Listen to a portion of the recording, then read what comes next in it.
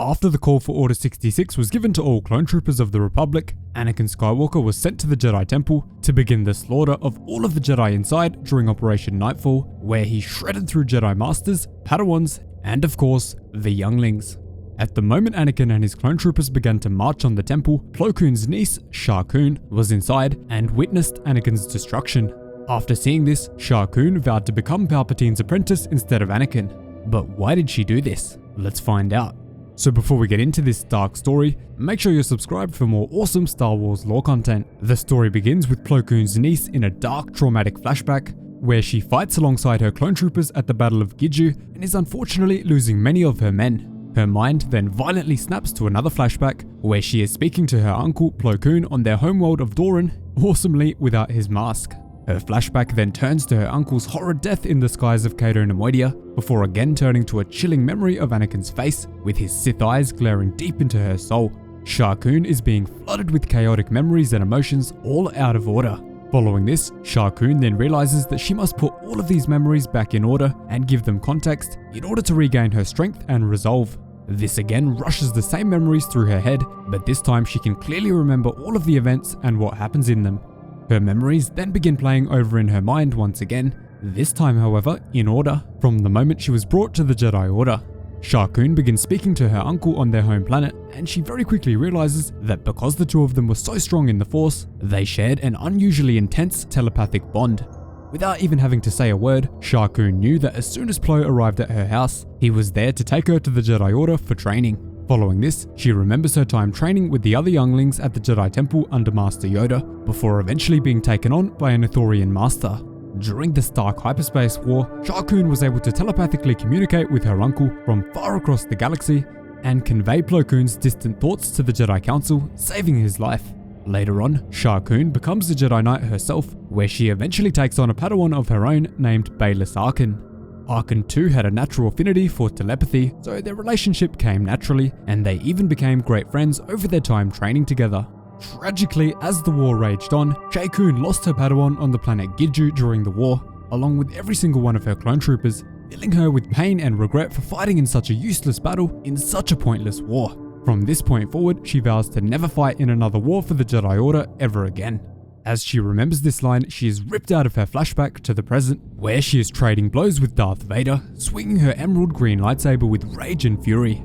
Between each swing and slash, more memories come back to her, this time with her uncle Plo approaching her at the Jedi Meditation Garden. Shar Kun believes that her uncle has only visited her to ask that she rejoin the war, but surprisingly she is wrong. Plo Koon has come to visit her because he knows that with Count Dooku's death, the end of the war is only a matter of time. As Vader continues to strike rage and fury into Shar Kun in the present, her flashbacks continue flowing.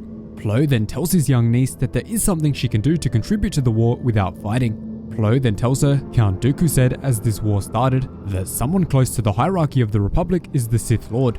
I'd like you to scour the Jedi archives, see if you can learn anything that might lead to our hidden enemy. In her flashback, Shar Kun then agrees and travels to the Jedi Temple library and begins scouring through the Jedi Temple chronicles. Jedi librarian Jocasta Nu offers her help to Shar Kun, but she knows that what she is researching is deeper than any other Jedi has gone before, declining the librarian's help. The librarian even tells Shar Kun that long ago she knew every piece of information within the Jedi archives, but after Kamino was removed without her knowledge, she no longer has confidence in her abilities. Jocasta Nu leaves Shar Kun to her research, where she eventually spent days on end studying, researching and barely sleeping, desperate to find out who the Sith Lord named Sidious could truly be. Tragically, as she is conducting her research, the call of Order 66 is given by Palpatine, and she senses the horrible betrayal and death of her uncle in the skies above Cato Nemoidia, the exact same feeling she felt when her own Padawan met his demise all that time ago.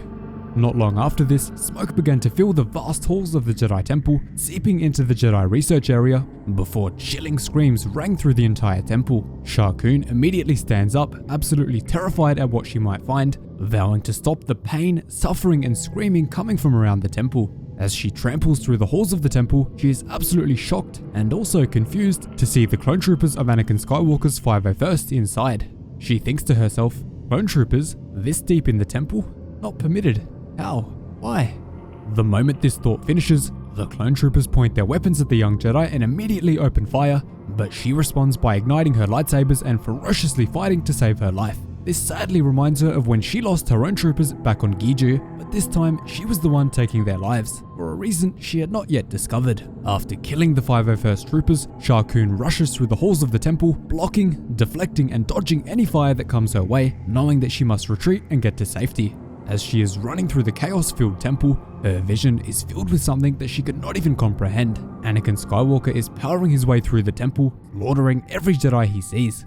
Because of her enhanced telepathy ability, she can feel Anakin's mind. His thoughts are like ice and his emotions burning like a pit of fire. She knows that he has gone to the dark. He is the Sith. Sha Kun then continues slaughtering 501st troopers to protect herself, but soon realizes that she will not be herded like a mindless beast. She wants to be something greater. She is not going to be slain like the other weak Jedi. This leads Sha Kun to escape into the underlevels of Coruscant, and as much time passes, she eventually knows what she must do. Sha Kun contacts Emperor Palpatine, and he is genuinely shocked that someone was able to contact him this easily. Sha then tells Palpatine that she is one of the surviving Jedi, and that she knows he is a Sith Lord, to which Palpatine asks her what exactly she knows about the Sith. Sha tells him that she has studied the ancient teachings of the Sith and has now realized that the dark side is much stronger than the light. With the destruction of the Jedi, she can now see who holds the true power in the galaxy. She then tells Palpatine the Jedi were wrong, the Sith were right. Palpatine chuckles at this, asking what exactly she wants. Sha Kun then bows down and tells Palpatine to serve, to learn, to become your apprentice, Master. Palpatine then bursts out into laughter and tells her, if you have studied your Sith lore, then you know that there are only two, and I already have my apprentice. Sha Kun, however, responds to this by saying, and if I killed him? To which Palpatine finally agrees and tells her that if she can defeat Lord Vader, she will have proven herself worthy of the title Sith Apprentice. Eventually, Darth Vader meets up with Sha Kun deep in the Coruscant underworld, where Vader immediately exposes her for lying to Palpatine and tells her that Palpatine knew all along that the only reason she wanted to become his apprentice was to kill him. Sha Kun believes that Vader is a monster, a magnificent monster.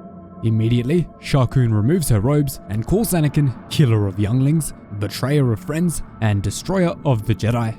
Vader then begins taunting Plo's niece, telling her that she is the last Jedi and that there is no hope for the restoration of the Order, before the two engage in a monumental lightsaber battle, swinging their red and green blades together time and time again, with the Force flowing through both of them. Plo Koon's niece is even able to slice Darth Vader's body in half, but he holds himself together with the Force, until eventually Vader force chokes Sha Kun, weakening her badly. While in her weakened state, Plo's niece drops her lightsaber and is immediately impaled by Vader's flickering red blade, fatally wounding her. Before her essence is transferred into the cosmic force, however, she is shown a vision of Luke Skywalker, Leia, and all of the other people who will bring hope to the galaxy and continue the Jedi way into the future. She is even shown the Emperor's eventual demise on the second Death Star, along with Luke's future, Kyle Katarn, Mara Jade, and all of the others who will bring the Jedi back. And to end the story, Vader returns to his master, who congratulates him for his defeat and reassures him that the Sith will now control the galaxy for all of eternity. Of course, he is completely wrong. Thanks so much for watching, really hope you enjoyed the video. Cheers guys, hope to see you in the next one.